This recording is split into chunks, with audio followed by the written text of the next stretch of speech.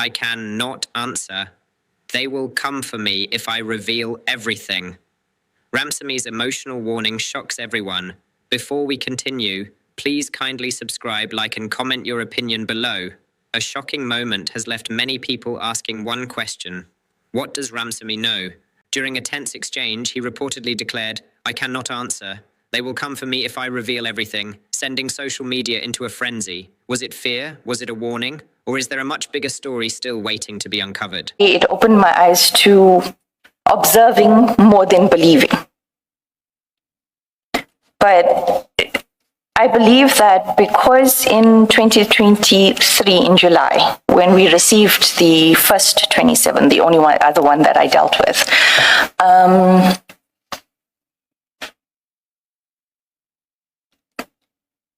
I had the support of Binang Tumane Binang and Mansara Peso. So whenever Mr. Perumal tried to deviate or tried to, what is the word that Mr. Rapeso used? Run tricks. The three of us backed each other to ensure that the investigation was in line and lawful. So when I spoke about being chosen for this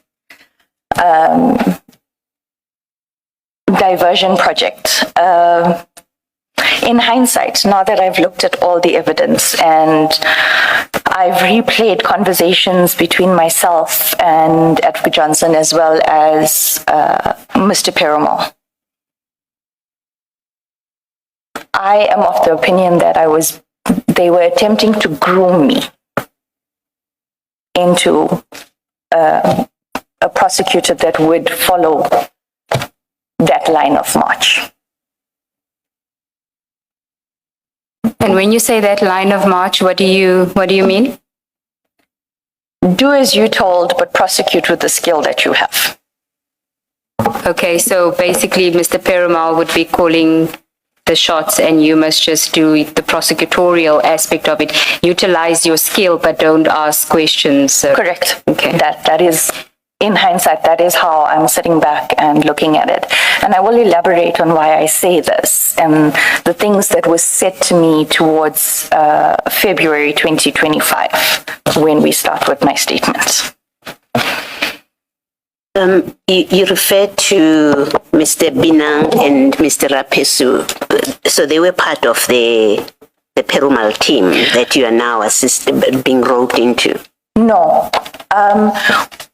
One of the bones of contention in 2023 already was that when Advocate Johnson compiled the team for the 27 in 2023, she had completely excluded Mr. Perumal's team members or the subordinates, and she had handpicked Mr. Rapesu and Mr. Binang. At that point, they were reporting to Mr. Rulof or Colonel Rulof. They later started reporting to Mr. Perumal, and then once they started in July 2020, well, let me put it this way, in September 2023, when Mr. Binang and Mr. Rapesu started objecting to the trickery of Mr. Perumal. I'm quoting the word. And the shortcuts in investigations and trying to create a narrative during an investigation. It was then in 2023 that Mr. Binang was victimized by Advocate Johnson and Mr. Perumal. And then when diversion happened, Mr. Mlambo and Mr. Rapesu were victimized by Mr. Perumal when questions were being asked. Mr. McLean, when he spoke to you, he must have said why. Did he say why? He says to you, be careful, they will ruin your career, you're being naive. He didn't go into great detail. He just said that they are dangerous people and they don't follow the rules. I'm paraphrasing. He didn't speak to anything in particular that was happening in the environment that makes him say, they're dangerous people, you have to be careful, they'll ruin your career if you are not careful. Am I allowed to not answer that? Well, I guess Yes, there was. of interest and relevance to us, or at least to me, is how far back do the problems, the kind of things we are looking at now, even if not specific to these facts, but is there an institutional problem? This about crime intelligence and General Masemola, are these isolated, a new development when IDEC has been playing by the rules and doing everything right by the book until recently, November 2024, leading to now. So the warning from Mr. McLean seems to suggest that there were concerns already by the time you joined. Confirm. And I did make mention of it in my statement, my first statement.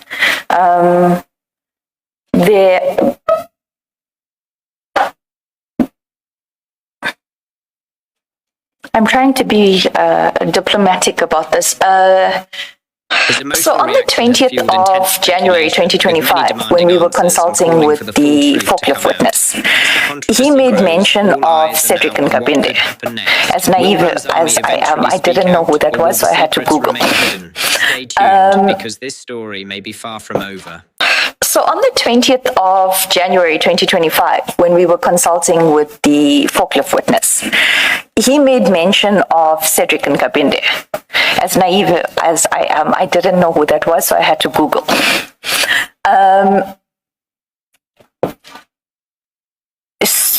When we were on the smoker's balcony the day after, Mr. Perumal and myself, he mentioned to me that, so there were two aspects that he addressed with me that day. One, that he didn't want the witness to speak about Cedric Nkabinde in front of Mr. Rapesu. And I didn't understand because at that time I didn't know that they had worked together at iPad. They had worked together. Who Mr. Nkabinde and Mr. Rapesu had previously worked at iPad together.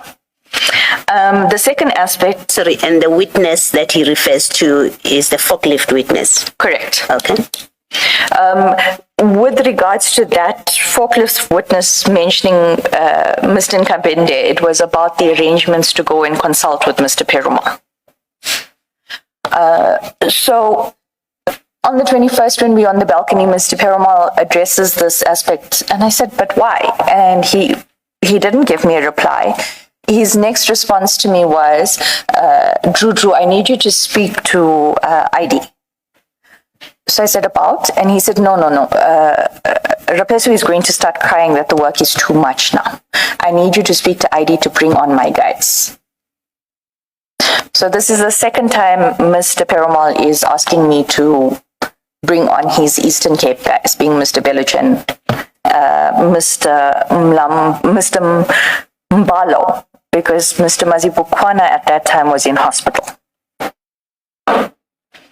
The first incident where Mr. Perumal brought up the aspect of his guys being on board was on the 6th of December, also on the balcony, where he said to me, I said to him, so I hear we have a new matter together, because he and I, we were not speaking on good speaking terms at that time because of what had transpired with the first 27 report. We spoke, but it was not very friendly.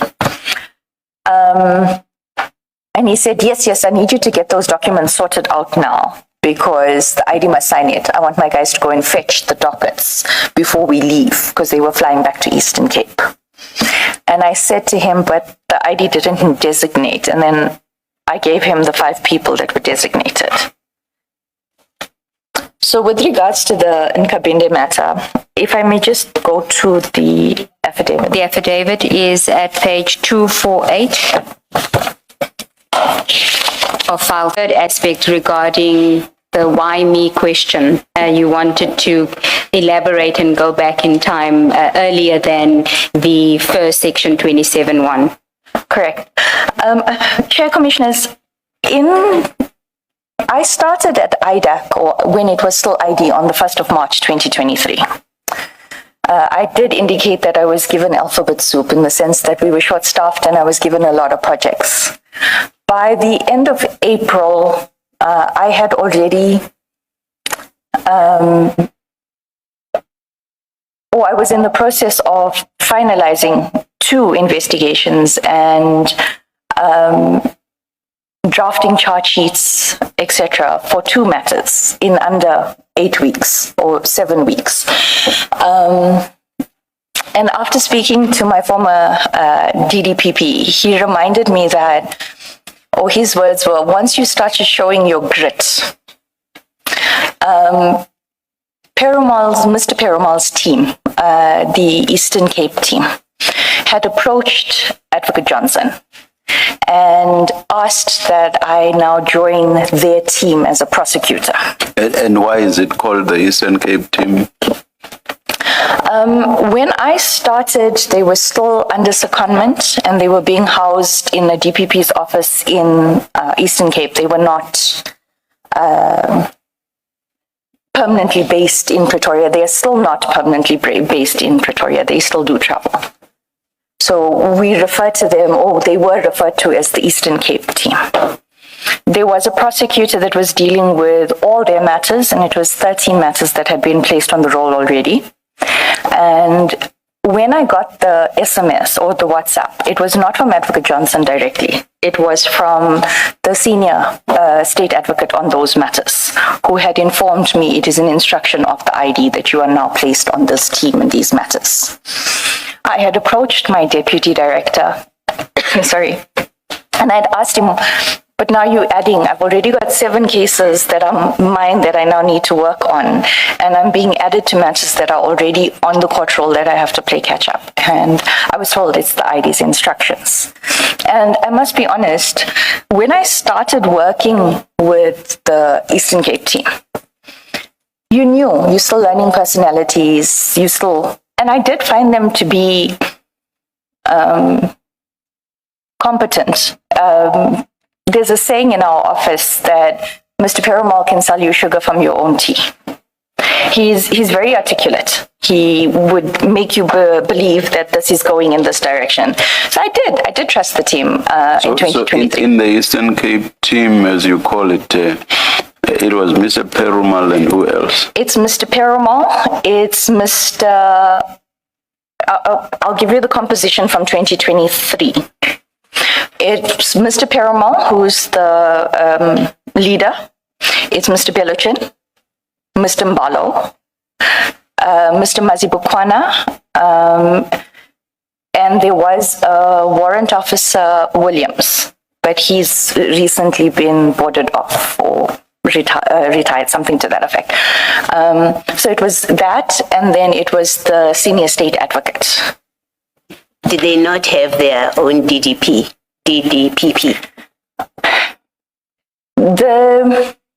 I alluded to it, but I will address it now.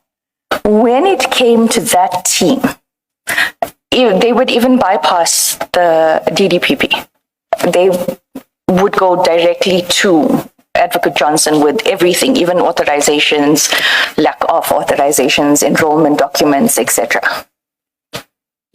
I hear that. That is how they behaved. But structurally... Yes, Advocate Law was our DDPP for the security cluster. Paul Lowe. Correct. He was their DDPP. Correct. Okay, thank you. And not based in the Eastern Cape? No, we were based in Pretoria. And then I had various interactions with Advocate Johnson based on my previous testimony with regards to the addendum rather than doing a brand new 28. I had informed the Commission about my approach on the matter, the second matter where I was in the process of drafting the charge sheet. So when I was called in July for the first July 2023, for the first Section 27 referral that I make reference to and how it was done in my first statement, it was myself and another state advocate who started on the same day as me. We both started on the 1st of March 2023, and he's a very good prosecutor. We were spoken about in management meetings about the work, the input, the hard work that we were doing at that time. It is in July 2023 that I realized that